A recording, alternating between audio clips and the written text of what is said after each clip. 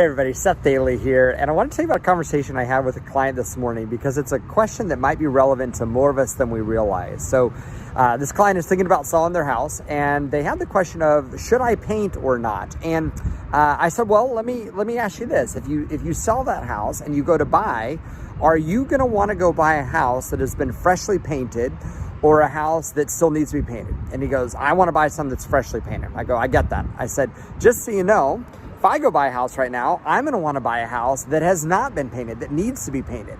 In other words, I'm going to go buy a house that is uglier than the house that you would go buy. Now, why? Well, because I'm buying it as an investor. I want to buy it, add some value to it, fix it up, and sell it again, or use it as a rental. So here's the question. Let's say that we are both going out to buy a house. Which one of us is going to want to get a better deal? And he goes, you are. I go, you're right. Like, as an investor, I'm going to want to get a better deal on the property. You're going to be willing to pay for the convenience that it's ready to go. It's all set for you. By the way, that is a convenience worth paying for. And there is a market for both of these. But a question to think about whenever you're selling your house is always, who is the buyer that I want to attract?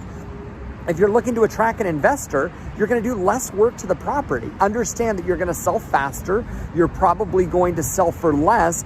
You're going to attract that type of investor, that type of client, if your whole goal is to minimize the amount of outlay up front and to move the risk from yourself to the next person.